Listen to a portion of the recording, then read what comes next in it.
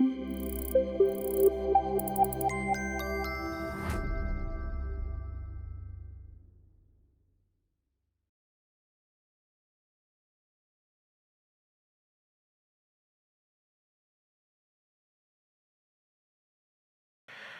thank you everyone for being here on this last afternoon of the conference. It's been an amazing conference so far. It's my first time attending Rails conference and speaking at one. I am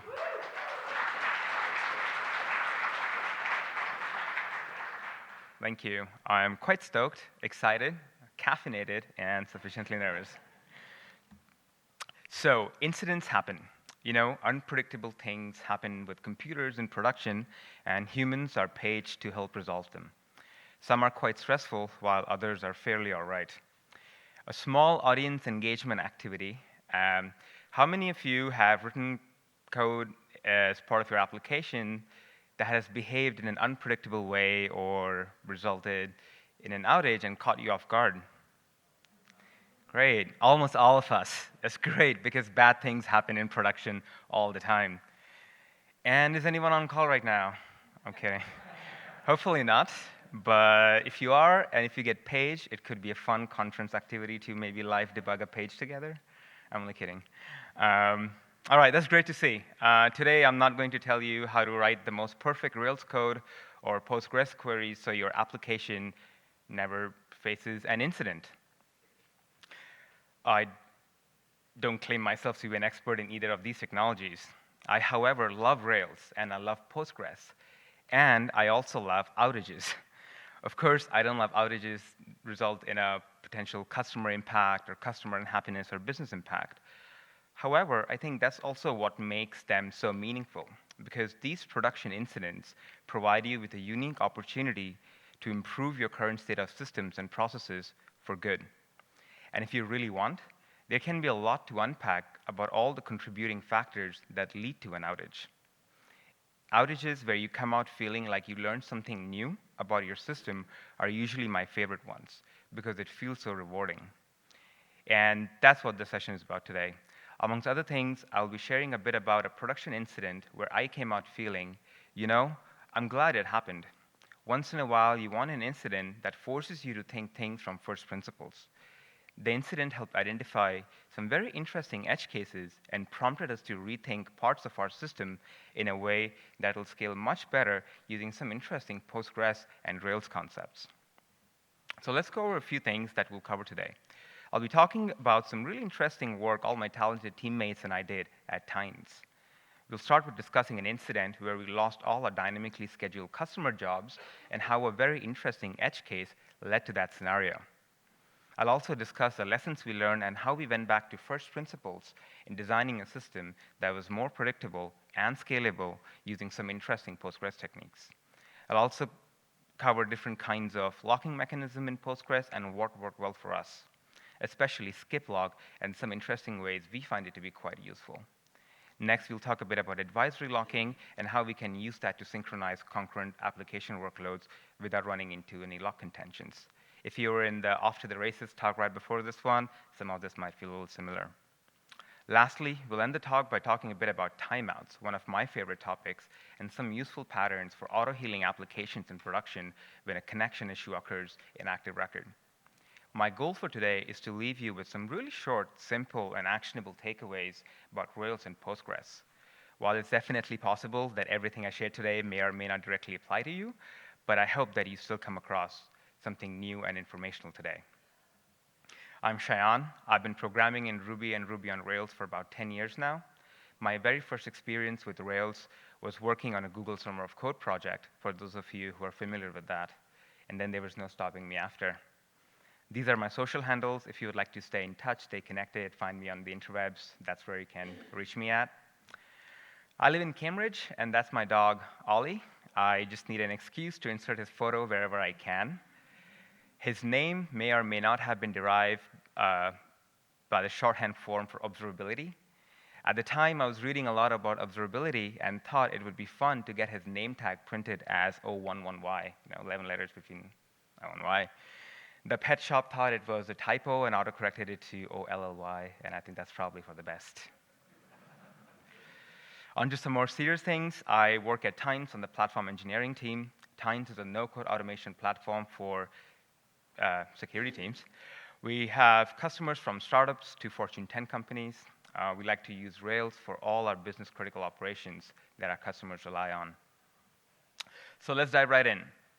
This is something that happened at the fall of last year when our support team got alerted by a curious customer of ours who were expecting a certain job of theirs to run on times at the hour mark, but didn't. Before diving in too deep and discussing about the incident, I want to give you a quick context on how Times works. At a very high level, Times setup is not very different from your modern-day Rails application. It has a front end with React, Relay, GraphQL, and on the back end, it's Ruby on Rails. It's primarily a monolith with different invocation points for certain application workloads, like for a web service, a bunch of worker services, and some cron scheduler services. It is deployed on multiple containers that can be horizontally scaled out and vertically scaled up. For database, we use Postgres, and for caching, we use Redis. We also use Sidekick for processing all our async workloads. Something to note, Times is a multi-tenant application, and for enterprise customers, we also have the ability to spin up Times in a single clustered mode, which means each customer gets their own dedicated database, Redis, a VPC, subnet, the whole deal. So this is a screenshot of how one of the product screens looks like within Times. We call this a story. A story has the ability to have many actions with different characteristics. You can connect one action to another, and events generated from any previous action are passed down to the next action. You can perform and receive HTTP requests. You can massage the data in many different formats using our built-in formulas. You can talk to third-party APIs, send emails, and much more, all without having to write any code. And I promise that's the last time I'll talk about Times as a product today. Now, here's an example. The story is responsible for querying a list of Cisco security advisories, looping over them, deduping any advisories based on certain logic present inside the deduplicate events action, and then depending on the result, it'll accordingly trigger an email to either the WebEx customers or the UCS director customers in this case. Very simple, right?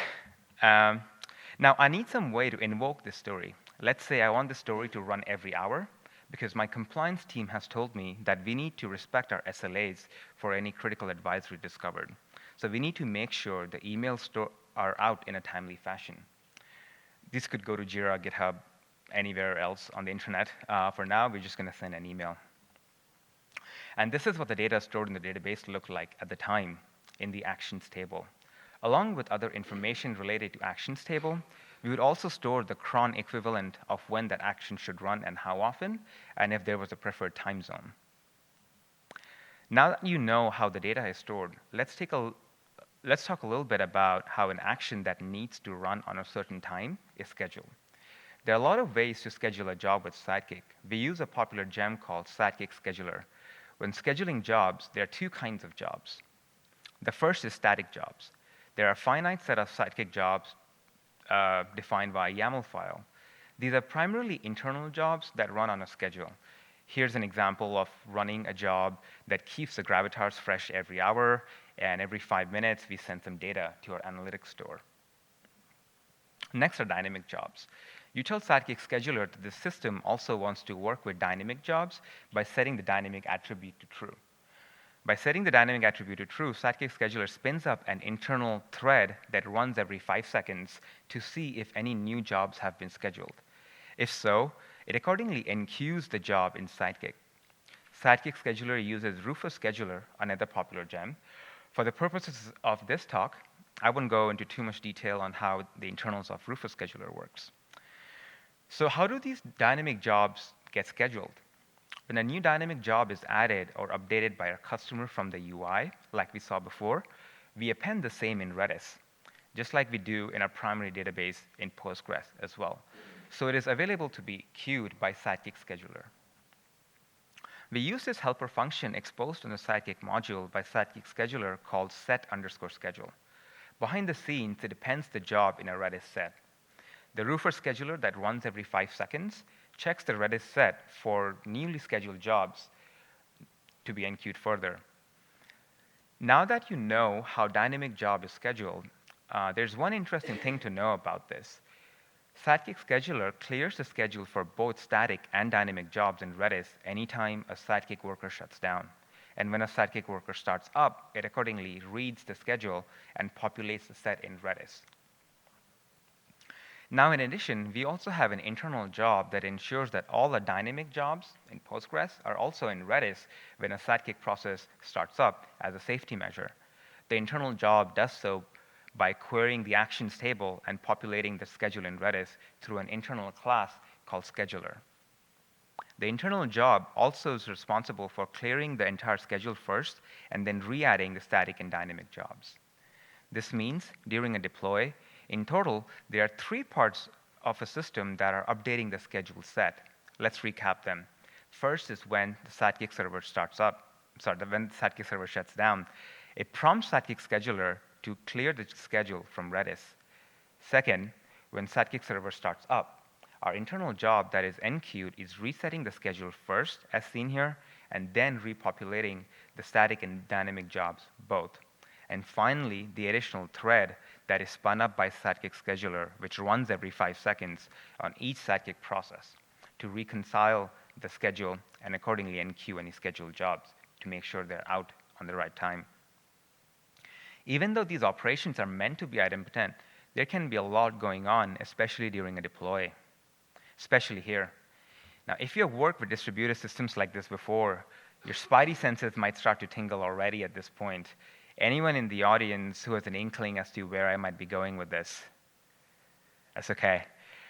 We're about to find out. Now that you know more about the setup, here comes the fun part. So back to the day of the incident, around 12:56 p.m. on this day, a deployment had gone out. A deployment basically performs a rolling restart of all our containers and in batches. Around 12:59 p.m., old containers are shutting down and new containers are coming up. At 12:59 and 49 seconds, one of the new processes experienced a fatal exception and crashed. At 1 second past 1 p.m., a new container comes online and registers the schedule in Redis. During this time, any scheduled action run that was supposed to run on the hour mark, at 1 p.m., was missed.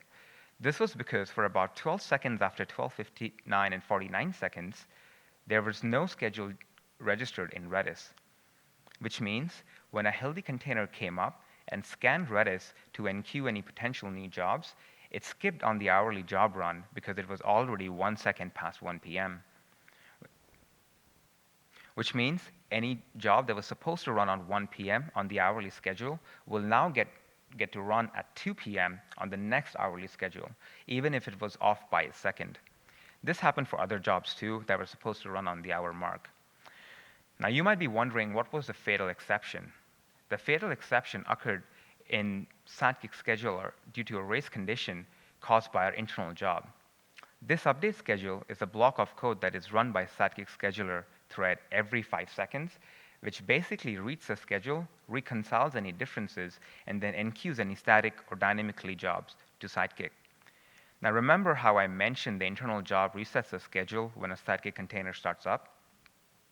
Around this time, the reconciler thread pulled the list of jobs from Redis, tried updating the list with any potential new schedules. However, at the same time, a new container, as part of the deployment that had just spun up, kicked off the internal job to add back the dynamic jobs to Redis. And like I mentioned before, the internal job starts by clearing the list from Redis first.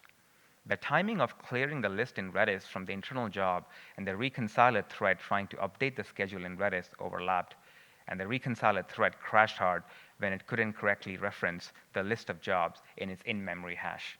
At this time, there were no active scheduler instances in the stack, and no scheduled jobs were queued at the hour mark. It crashed hard because this expression of sidekick.schedule, where it's looking up a value in the hash using the variable name schedule_name, it returned nil due to the lack of jobs registered in Redis. This is a very rough snapshot and a high-level overview of the events that occurred at 12:59 p.m. A process that is shutting down is clearing the list from Redis. Next, a new container coming up has enqueued the internal job. As I mentioned before, it does so by clearing the list from clearing the existing state and repopulating the updated list from scheduled jobs again. All the meanwhile, the reconciler thread from any existing container is querying Redis to also read from the schedule and enqueue jobs. Had this happened at 12:20 p.m., we may not have noticed this, also especially since for systems like this, it's more common for customers to schedule an hourly job rather than to schedule a job at 18 minutes past 12 p.m. And that was the incident for today. It took us a few days to piece all these details together. For most part, the system has worked fine in the past as well. However, after we concluded the incident, I was glad we had it. As you could probably tell, a lot of things had to happen at a very specific time from different parts of the system for us to observe these conditions, and we came out learning a lot about the various contributing factors. We knew that this was not the most perfect scheduling system out there and had plans to make it better, but now we have even more urgency and enough reason to proceed. So where do we go from here? Back to first principles. We know the shortcomings of our current system and know that we would like to improve it significantly. So let's start out by building a small list of requirements from a new potential system.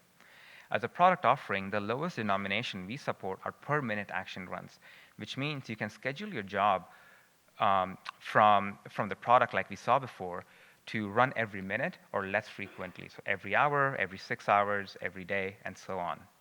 We'd also like to have less moving pieces that update a central piece of the system from unintended code paths. We have a lot of customers who run Tines in their own self-hosted cloud or on-prem environments, which also happens to be a nice forcing function for when considering what new technology we would like to introduce to our stack, so that it doesn't incur any operational pain on us or our customers in production. I'm also a big fan of boring technology. What I mean by that is introducing any new technology comes at a cost like engineering time, training and learning, operational cost, and so on. Boring technology forces you to think in simple and innovative ways on how you can reduce those costs by reusing existing technologies and patterns as much as possible. Lastly, we also know that it's okay for the action runs to be slightly delayed than being completely dropped. In other words, it's okay for the scheduled hourly job to run, let's say, 10 seconds late instead of missing the entirely hourly job mark altogether, like we saw before. This is where our new scheduler system comes in. And the idea is we'll still continue to use Sidekick Scheduler for all our static jobs. It's doing a great job at it. In addition, we now use the new scheduler system for all the dynamically scheduled customer jobs.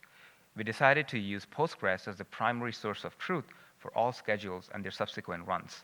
Every minute, we run a Sidekick job enqueued by Sidekick Scheduler that acts as a fan-out job. It queries the database for any action runs that are supposed to be executed at the current time window and accordingly queues those jobs to be processed by Sidekick. We now have a new static job. Let's call this the new fan-out job. It runs every minute and pulls all stored customer scheduled jobs in the table that should be run now at the current minute, and then calls the instance function name run on the call run for each action schedule object. And this is what the function name run looks like. It has a safety check to skip run if the value for the next run at column for the action schedule instance is past the current time, because it'll just get picked up on the next run. Next, we calculate when the job should be run next and persist that on the action schedule row, and then accordingly enqueue the job. That said, we do have something very interesting going on here. Here we are using something called optimistic concurrency control. This control is quite critical in ensuring that this job is idempotent and also in ensuring that we don't accidentally end up scheduling the same job twice. Say for some reason there were 2 copies of the fan-out job running at the same time. We also enqueue the job if we have been successfully able to update the same row that we have been working with. If for some reason we haven't been able to fetch the same row to be able to update it, we'll skip the enqueue. Not being able to fetch the row with same conditions would usually be a sign that some other fan-out job, perhaps accidentally, was already trying to enqueue this dynamically scheduled job. Now let's zoom out a little bit from this and understand how optimistic and pessimistic locking works with Postgres to better understand what's going on here. Optimistic and pessimistic locking mechanisms determine how the transactions in our application access the underlying data in the database. Optimistic locking means a specific record in the database table is open for all users and transactions. Optimistic locking does not lock any of the database records at the time of reading. It's at the time of updates it determines whether the data it's updating has changed or not, and accordingly makes a decision of updating the row. If you think about it, it's not quite really a lock, hence referring to it loosely as the optimistic concurrency control. Optimistic concurrency control is generally useful when the application has a lot of reads and a few updates. Pessimistic locking is where our application will explicitly lock the records for the current transactions, and other transactions have to wait until the current transaction finishes. If not designed carefully, you can run into deadlock scenarios with this. So back to the new scheduler system, what you see here is our use of optimistic locking or optimistic concurrency control. In this example, we are querying the row by a few different attributes and then calling update all on the same row with a future date. It'll return the same row because we're also passing in the ID. If the select call then yield into any results, the update all will just be a no-op, and we'll skip the enqueue. And that is how we achieve optimistic concurrency control with this. In contrast, this is what it would look like if we were to opt for pessimistic locking in updating the row. This has a few downsides for us. There is a risk of running into lock contentions if in the form of row locks, if the enqueue is taking longer than expected, and the risk of enqueuing the same job twice if the same block of code were to get executed by two fan-out jobs running around the same time, and the second job is waiting for the lock to be released from the first job, and then it would end up updating the row and enqueuing the job again. Hence, we decided to use optimistic concurrency control as a way to achieve at most once delivery. With this new system, we can now be rest assured that even if the fan-out job misses its minute one or is off by a few seconds, we won't miss the hourly job like before, as the original fan-out query will return all the relevant rows from the database for further enqueue. We were able to come up with a prototype in just a matter of few days because, as you can probably tell, there's not a whole lot of code being written here. We're able to roll out the new system to some internal stacks first. That system worked much better than our previous system. None of our monitoring caught any issues or any missed runs. And our instrumentation only gave us further confidence as we had before and after data to compare. And after a week, we were able to roll this out to all our customers and haven't seen any issues since then. Okay, I think I might have earned some water at this point. Continuing on the theme of locks, let's explore skip lock in Postgres. It's one of my favorite Postgres features, and at this point it's fairly an old one, I believe, because I think it's been out since 9.5. One of the main uses of skip lock is for building simple and reliable concurrent work queue-like systems. Generally, when doing an update query, Postgres will lock each row it finds until the transaction is committed or rolled back. For most use cases, that is the desired behavior. It means concurrent updates will be persisted correctly or will throw deadlock error.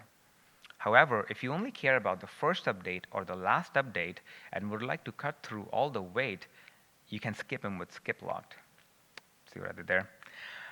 Now, if you remember at the beginning of the slide, times actions deal with a lot of events. Any action that is performed generates an event that captures some relevant metadata about that event on the actions table. Now, let's take a look at how some of that looks like in the actions table. As we saw before, actions table has its own native information, but also has columns like last event at and last error log at. We update these columns on an actions row after each event, and also if an event has reported an error in the workflow. Now, for regular workloads, it's not really an issue. But let's say if a time story received a webhook and we are working with a large list of vulnerabilities, we can run into a lot of contention caused from row locks.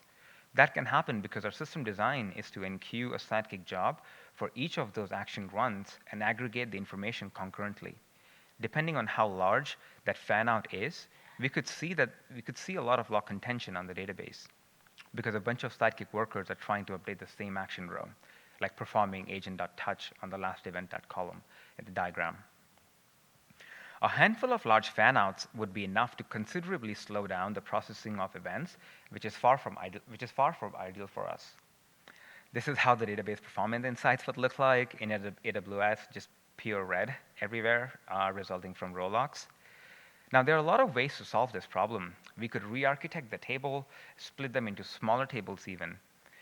However, this is also the kind of information where we don't really want atomicity, and the use of data is fairly for aesthetic reasons, and we're okay with the last right wins solution. And this is where skip lock comes in. It is literally saying to Postgres, hey, by the way, if you try and update this row with a timestamp and see someone else is already working on it, feel free to skip it and move on. Skip lock is great for updates in a concurrent workload environments like this. So we introduced a new function called update columns with skip lock that can be called on any application record object to safely update a column without running into lock contention. This is what the function looks like.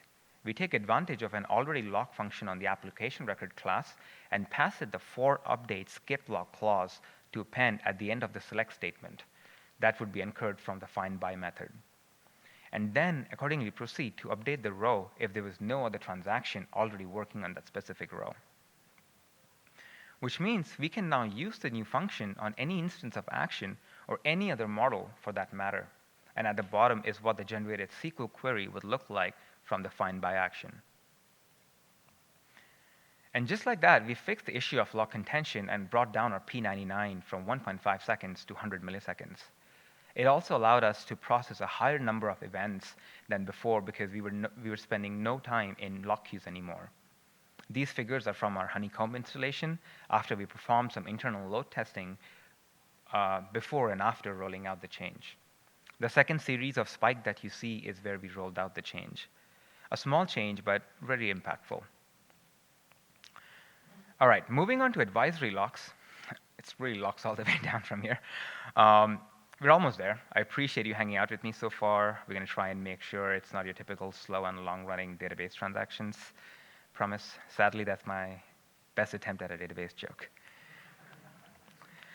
Moving on. So Postgres provides a means of creating locks that can be controlled via the application. These locks are called advisory locks and are an ideal candidate for concurrency control, where the standard MVCC, multi-version concurrency control, doesn't quite work out.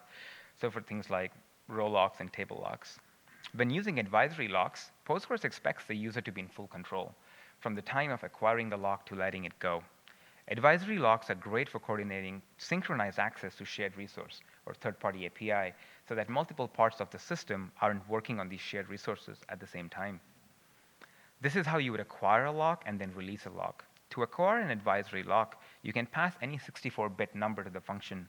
The 64-bit number acts as your unique key, and your application can acquire and release this lock whichever way it wants.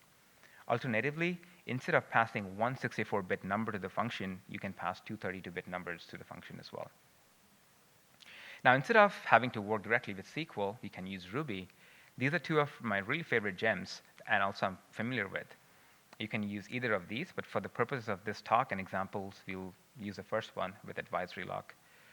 This is an example from the README with advisory lock. This is basically acquiring a lock with a lock name. Internally, the gem is responsible for hashing the string for a lock name into two 32-bit integers as the lock key.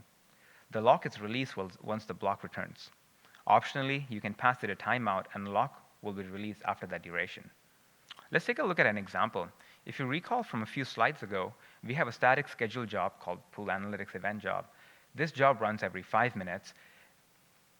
And when it runs, we want to make sure that we don't accidentally end up duplicating our analytics data by running the job twice, until we find the time for making the job idempotent. With advisory locking, we can do something like this. Here, we wrap the sidekick job in a block with advisory lock with a timeout of 30 seconds. If another sidekick job is enqueued and run, it'll check if the advisory lock is already enqueued. If it already is, then it won't perform anything inside the block and simply return. Now we can go back to our Jira board and make the job idempotent again. Of course, it's worth considering the safer timeout limits based on how long the job takes and what level of job time and timeouts you're comfortable with. Now, for the last chapter, I want to leave you with some really lightweight operational tips and best practices for Postgres in production. Starting with timeouts. I would just put timeouts in your queries. It's much better to have a single query timing out than one slow query occupying 100% of your database resources and affecting other parts of your system. If you use PG Bouncer or similar connection pooler, you can pass it from there, or you can set it inside your Postgres config as well. I like setting it from the database.yaml file as it applies to all the connections coming out of the application, and is also quite easy. And as you can see, here we are setting a statement timeout for all queries, a timeout for how long a query should wait trying to acquire a lock before giving up and throwing an error, and lastly, an idle in transaction session timeout so that we don't have a lot of lingering idle transactions in the database. These figures are just an example. You can start here or perhaps even higher depending on your application and start working your way down or up. Next are connection pools. Let's say your database failed over in production and also recovered on its own. Depending on how busy your application is, chances are that all the connections in your application connection pool are stale now, as they are probably pinned to the previous writer instance before it failed over. They are now failing with errors like unable to perform update on a read-only replica. To recover from it, usually you need a rolling restart of your application processes for it to successfully recover. While it's certainly fine, it would perhaps be nice for the application to auto-heal on its own and not having to require a manual intervention. At times, we are always looking for ways in which application can self-heal and be resilient to scenarios like this. We solve for this issue by monkey patching active record and doing something like this. This is not the entire patch, but just a part of it, and I'm intentionally being a bit hand-wavy about the function names also. So when an exception is raised that matches a common set of exceptions which are raised by Postgres during a failover, we flush the local connection in the hopes of removing any stale ones. Next, if a query is not in transaction, we also attempt to reconnect and retry the query with a backoff so that we are not stuck in an infinite retry loop. We consider most queries to be safe for a retry, so that's why we do that. Giving applications more chance to recover from intermittent failures and be more resilient in the cloud. And if a query was in transaction, we simply re-raise the error after clearing the connection so that when the same worker or thread or the process is about to make a new query, it can perform the query by creating and checking out a connection from the connection pool. And that is how we are able to achieve the self-heal or the auto-heal in production, because the connection pool will keep checking out new connections for any query until the database is back up. And new queries from that point will start working on its own without requiring any manual rolling restarts. If you'd like to check it out, we have open sources recently as a gem also. You can find it at github.com/tines/railspgadapter. The code looks a little different from what you saw, but it behaves similarly.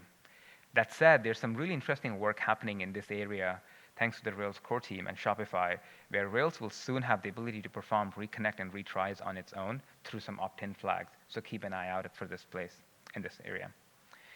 And that is all I wanted to cover today. Just to conclude, today we discussed about a gnarly and hopefully an interesting incident. Looked at some simple uses of optimistic and pessimistic locking, skip lock and advisory locks. We talked about some operational best practices like timeouts and reconnects. And if you have made it this far and I haven't bored you to sleep, thank you. I really appreciate you. And a special thanks to Noel, Serena, Connor, and my team, Team Carbon at Tines, for their help with my feedback and CFP reviews. If you are curious why a platform team is called Team Carbon, feel free to find me after. I'd be happy to tell you. And finally, one last plug. If you have enjoyed learning about some of the things I've talked about today, we have a few open roles at Tines. There's a lot more exciting things we are doing across product and engineering. So feel free to check out the careers page. I hope you found this talk useful. Once again, if you'd like to get in touch with me, these are some of my handles. I'll be hanging out here in the room and outside if you have any questions for me. Thank you.